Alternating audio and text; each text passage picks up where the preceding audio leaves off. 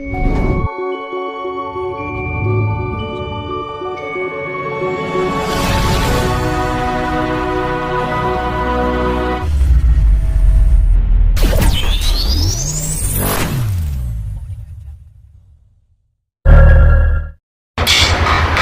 mulai lagi ya. Jadi Allah dengan Tuhan itu satu tapi lain. Kalau Allah seru sekalian alam. Apa seru sekalian alam? Ya laut di permukaan bumi ini ya. Ya bumi, benua-benua ini, ya matahari, ya bulan, ya planet-planet itu. Termasuk ini semua itu Allah.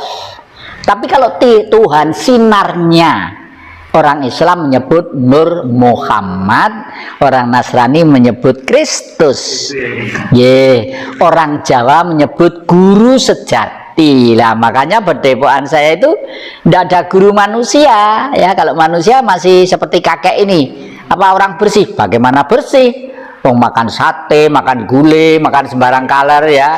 Dari weteng perut ini isinya mesti bleketekan ndak karu-karuan. Makanya nggak berani menjadi guru. Tapi saya sendiri di sini sekolah kepada siapa? Kepada guru sejati. Setelah saya sekolah kepada guru sejati, semua yang saya peroleh saya tulis di sini. Tadi saya ceritakan bahwa Gunung Arjuna merupakan peradaban terakhir dan bukti bahwa di gunung ini adalah tempat eksodusnya manusia yang jenius. Bahkan Aristoteles Onassis penulis buku itu siapa itu? Itu pernah menulis ya, bangsa Atlantik yang jenius terkenal dari Atlantik yang terakhir berada di benua yang namanya sekarang ini Indonesia. Kalau dulu tidak ditulis Indonesia karena beliau negara pulau-pulau yang ada di sebelah timur. Indonesia kan pulau-pulau, dari Sabang sampai Merauke itu berapa ribu pulau ya toh? Nah itu kalau di Kalimantan sama dengan negara 13 negara di Eropa ya. Pengen ke tetangga melompat pagar, berbos pagar bisa. Di sini antar kecamatan aja. Nah, tapi bangsa ini meskipun banyak suku, bahasa, adat dan lain sebagainya masih hidup dalam kerukunan. Ya, kerukunan yang menjadi satu, keanekaragaman itulah yang sekarang disebut Bhinneka Tunggal Ika.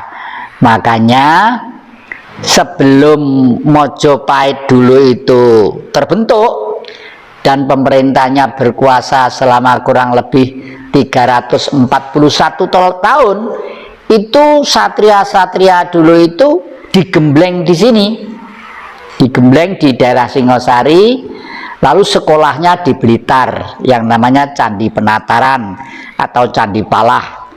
Setelah spiritualnya digembleng di Singosari, IQ-nya, rasio dan ideologinya digembleng di Blitar, di Candi Palah, barulah Mojopahit berdiri selama 341 tahun kurang lebih. Lah karena apa? Karena manusia di sini itu langsung dibimbing oleh guru sejati atau Tuhan tadi itu. Tuhu ono sebenarnya ada gitulah, berbentuk sinar lah. Jadi di sini sudah jelas bahwa umumnya orang-orang itu semuanya diserahkan kepada Allah. Ya semua kan Allah, ini kan Allah. Tidak dapat rezeki Allah, corona menyerang manusia, ya itu semua karena Allah. Itu ya benar. Tapi penjelasannya supaya gamblang tidak seperti itu.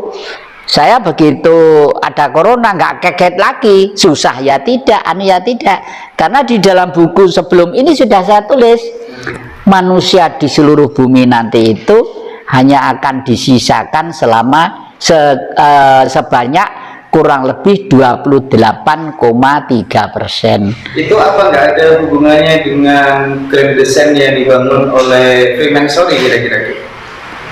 Kira-kira agak mirip ya, agak mirip ya, memang betul.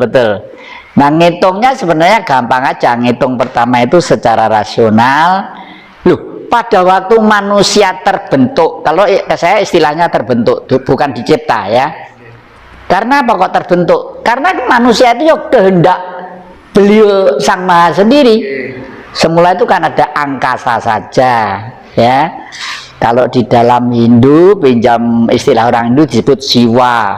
Makanya Siwa itu biru, gambarnya ada di situ ya. Setelah itu terciptalah bumi ya. Jadi Siwa dulu baru bumi. Bumi itu dibentuk yang pertama kali Sati ya, Sati. Sati itu bumi itu, kenapa Sati itu kok jelek, hitam, pemarah? Kalau dibayangkan, digambarkan Durga Tiwikrama ya. Ibu Pertiwi. Durga itu istrinya Sang Jagat Girinoto, Betara Guru yang tangannya 4 kalau dibayang itu ya. Nah, dia murka sebenarnya bukan kok murka, dia bereaksi sesuai dengan hukumnya. Pertama kali bumi itu meledak, mahmanya itu tahyar, lalu menjadi puing-puing. Lalu sekarang menjadi planet-planet itu, menjadi bintang-bintang itu dan sebagainya. Karena apinya masih ada di situ, menyerap. Kalau di dalam agama diceritakan tanah dan air berputar-putar di udara, dibakar api yang membara. Ada tanah, ada air, ada api, ada udara, hidrogen, nitrogen, karbo dan oksigen ya. Api mempunyai sifat menyerap. Akhirnya kumpul lagi, tek ya, baru kehendak Sang Maha tadi itu pelan-pelan secara evolusi membentuk dirinya, karena beliau pengen mewujudkan sesuatu bentuk benda yang namanya bumi atau jagat dengan segala kehidupan dan konsekuensinya. Oleh karena itu pertumbuhannya evolusi sekali, artinya pelan-pelan. Setelah dibungkus air lalu menjadi dingin, mulailah ada renik-renik yang timbul, seperti cacing, seperti ikan, seperti lama-lama ada tumbuh-tumbuhan. Nah, lalu setelah itu belum ada kehidupan yang langgeng, karena tidak ada kekuatan roh suci yang ada di situ. Roh suci itu apa? Sebenarnya roh suci itu adalah terhimpun di dalam satu, kalau di dunia ini kita sebut dengan istilah srengenge atau matahari. Orang Jawa menamakan srengenge. Kalau ditulis S R E nge ya. S itu pinanggih uriping pati, artinya matahari menentukan kehidupan dan kematian. Kematian dalam arti selesainya waktu hidup. Tumbuh-tumbuhan punya waktu selesai, binatang punya waktu, manusia punya waktu. Itu yang menentukan matahari ya. Oleh karena itu dikirimlah roh. Lalu pinanggih uriping pati, R itu roh itu adalah sinar halus. Sinar halus. Kalau huruf ditulis O0 ya, O0. Suci artinya suci. Kenapa kok suci? Karena titik lurus jejer-jejer dalam rentang yang sama menjadi 0, menjadi 0. Karena hidup itu garis tengah, di atas plus, bawah minus. Plus itu angkasa, minus itu bumi. Jadi hidup itu mesti elektron ya, mesti punya gaya. Nah, lalu di sini oleh para leluhur kita, itulah Sang Maweh Gandrung, orang yang biasa meditasi tadi itu, lama-lama getarannya itu terasa bahwa akan ada bencana besar.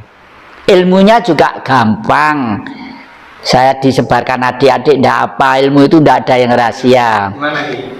Ya, doanya itu begini: Hong wilahing bumi sekaring karindran agung, mani ing bumi iso nrawang isine jagat, mani ing ati iso nrawang rasa ning jagat, rasa surasane ati ningsun bisa gawe padange pepeteng mrepeki Sang Hyang Bagaskara. Nah gitu. Jadi sebelum meditasi Ya dibaca pada waktu meditasi mulai duduk itu, lalu pasrah udah nul tek. Adik-adik nanti ada apa-apa akan segera tahu ya, akan segera tahu ya. Jadi saya sering ke daerah-daerah dan adik-adik saksinya sudah banyak. Kadang-kadang kalau diundang di suatu tempat, kalau ada tempat leluhur yang tidak terpelihara, saya tuh peka.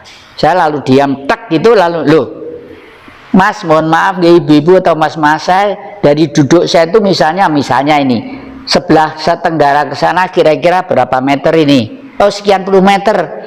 Kok ada peninggalan leluhur yang sekarang tidak pernah diuriri, terabaikan oleh anak cucu itu apa-apa ada?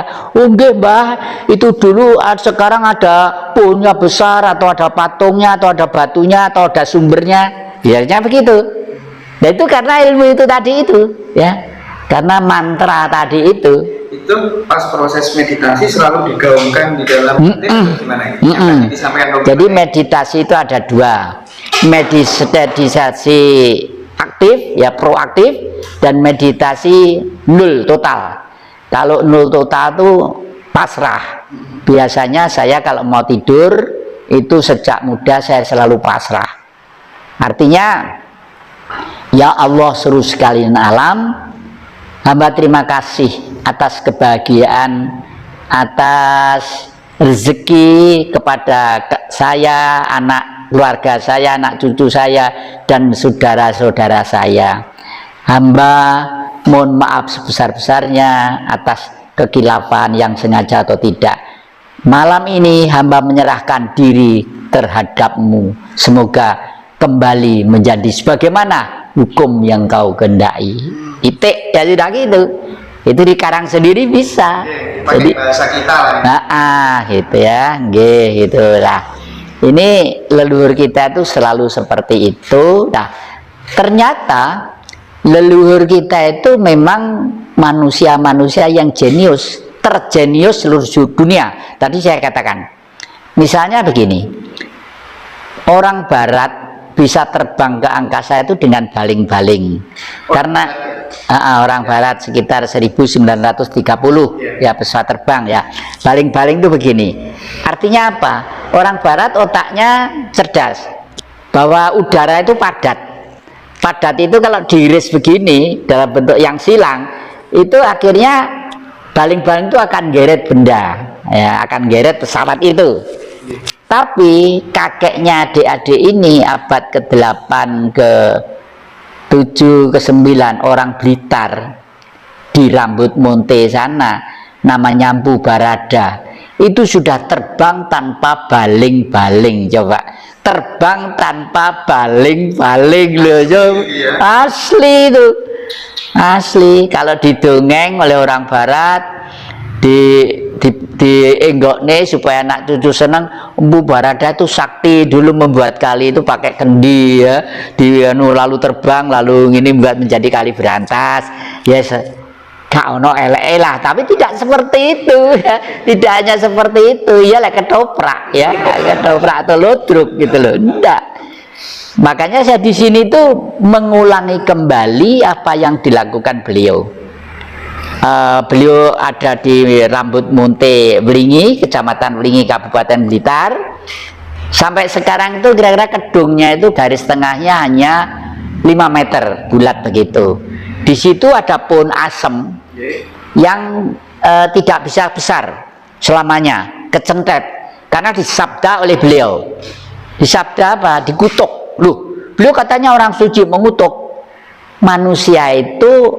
Apa yang digendaki mungkin sekedar biar anak cucu tahu bahwa sebenarnya manusia itu punya doyo yang sangat hebat, punya kekuatan yang sangat hebat. Nah, pada waktu beliau mau terbang ke labnya di Biru, kira-kira 500 meter dari tempat duduk saya ini ya, itu mau terbang itu jubahnya itu kecantol robek gitu, lalu dikutuk, waduh pohon asem, kamu kurang ajar, jubah bagus terbang ya, kamu tidak akan bisa besar selamanya. Sampai sekarang itu kecil ya, kecil, padahal udah 1000 tahun lebih loh, kecil terus sampai sekarang ini masih ada bisa dilihat. Daunnya itu tidak sedikit gitu, kecentet namanya, kalau orang Jawa bilang kecentet lah.